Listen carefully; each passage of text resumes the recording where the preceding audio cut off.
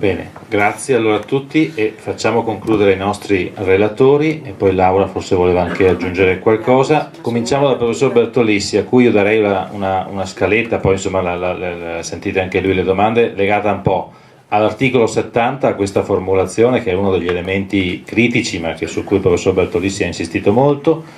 La domanda che faceva riferimento alla signora qui davanti sull'etica e sulla qualità della politica, sulle regioni a statuto speciale, perché questa riforma non ha affrontato questo tema, e l'ultima domanda mi sembra molto sintetica, molto ficcante su cosa la convince e cosa no di questa riforma. Prego.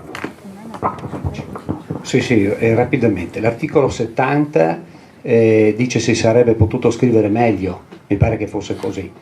E dunque qui è perché è venuto meno l'amore per la lingua italiana, poiché uno non sa che più scrive e più problemi pone, e soprattutto più si scrive molto quando non si hanno le idee chiare, è così. È evidente che bisognava fare un ritiro preparatorio, ma non è possibile per chiarire le idee a quelli che dopo dovevano scrivere. Immagino che la senatrice avrà dovuto correre da tutte le parti per cercare di star di... Ecco.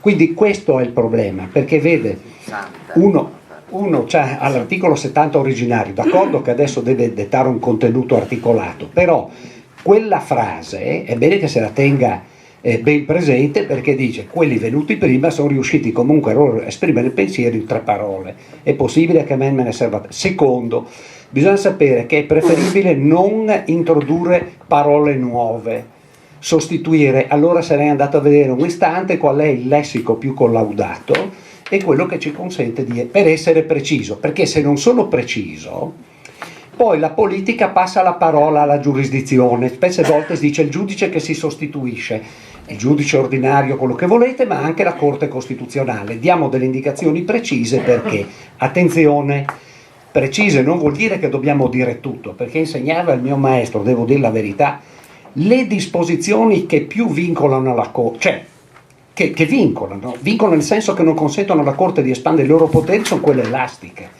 Perché il legislatore, dopo che con la sua saggezza allora bisogna sapere, capite, non ci si può improvvisare, e quindi addebito questa scrittura a quelli che non hanno freni inibitori e che pensano che il sapere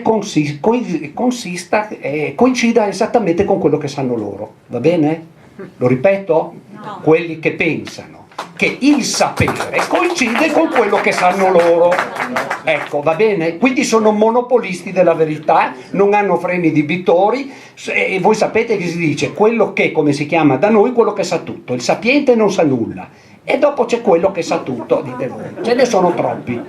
Ho risposto, secondo, dico una parola sui padri costituenti, perché è stato ricordato dalla senatrice Puppato e poi è stato richiamato.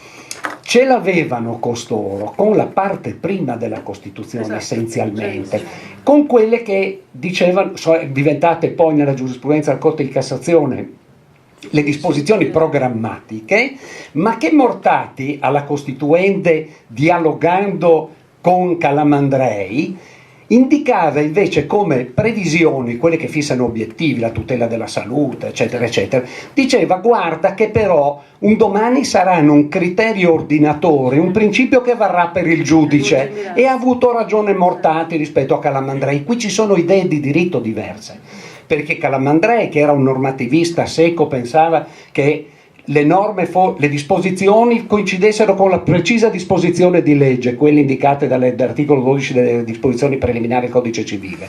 L'altro invece con una nozione diversa che guardava al multi della società, eccetera, eccetera. Vabbè, dai, sarebbe un poco complicata la questione. Comunque, tenete presente che loro e aggiungo un'altra cosa. Qual era il timore di costoro, compreso Jemolo? Stiamo attenti a non promettere più di quello che saremo in grado di mantenere. Questo era il difetto che loro vedevano nelle disposizioni concepite in quel modo. Qua, ad esempio, l'articolo 47, scusi, voi delle banche qua che non siete, ecco, cosa dice? Che la Repubblica incoraggia e tutela il risparmio. Io ho già scritto che è ormai abrogata per desuetudine, è chiaro, non ci sono dubbi. È vero? Ecco. Adesso devo dire, etica enorme.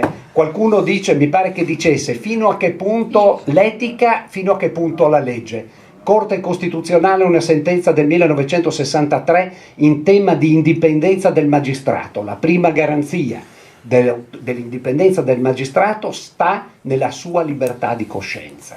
C'è poco da fare, non sono le norme dall'esterno che ti rendono virtuoso, ma è il richiamo, è l'operatività della tua coscienza. Capite? C'è poco da fare. I carabinieri servono, grazie tra l'altro, che ci siete solo per le eccezioni, solo. Se non capite come la fedeltà fiscale, via discorrendo, perciò il richiamo... anticorruzione. Ecco, è appunto.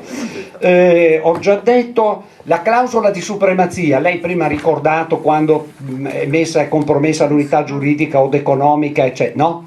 È presa dalla Costituzione della Repubblica Federale Tedesca, loro però la utilizzano in modo parzialmente diverso e dice chi avrà, io dico subito, il governo fa le leggi, sia come si dice, e le fa come vorrà, fa valere la clausola di supremazia, se si va davanti alla Corte, la Corte dirà che ha ragione lo Stato, questo è matematico, quindi dipenderà da che cosa ancora una volta?